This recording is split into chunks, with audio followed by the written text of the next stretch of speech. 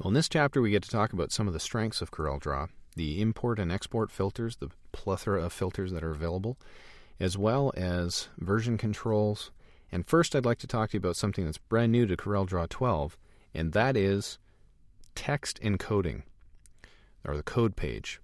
If you're dealing with colleagues from overseas or colleagues that are writing in another language other than English from an operating system that has been produced in another language, you're going to run into text encoding issues. Now, this may not apply to everybody, but anybody who has been dealing with this issue is going to be saying hallelujah right now.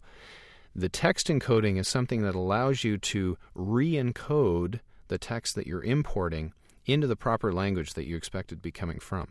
For example, this text is currently encoded and is properly being displayed in Russian. If I go up to my text encode, you can see that other than the current encoding, I can change it to any number of languages from around the world and in various formats. So if I switch the encoding, say, to Greek, well, it's not going to be previewed properly. And this is exactly what it would look like if you were importing Russian text from a Russian source into a Latin language processor, which is what most of us in North America are using. But if I take it back down to the Cyrillic language, here's one for the Mac, then it displays properly again. I'm just going to cancel out of here. So if I had imported this text from a Russian colleague and it was looking like gibberish, chances are I need to go and change my text encoding, which is fully available to you here in Corel Draw 12, to the appropriate language for the operating system it came from. Now let's take a look at the import and export filters.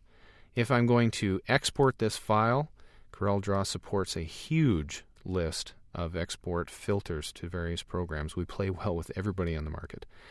We've got encapsulated PostScript, Adobe Illustrator, an EMF file, a CGM file, meta file.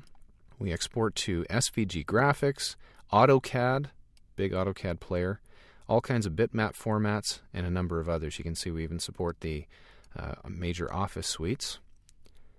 Likewise, if I am importing, I have a similarly huge list.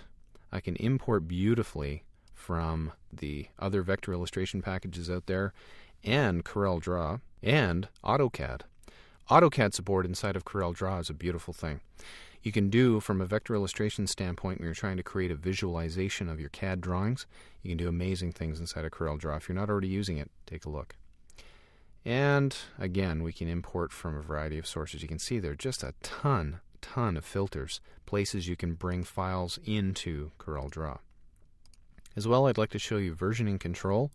That is, if we say File, Save As, in this dialog box, on top of a number of other things, we have a version control. We can set a version. If you're dealing with somebody who has an older version of Draw, you can prepare this file to be compatible with theirs.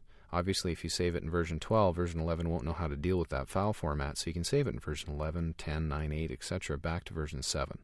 Version 8, the digital camera edition. So you have a number of options there when you're preparing to share your files with other users.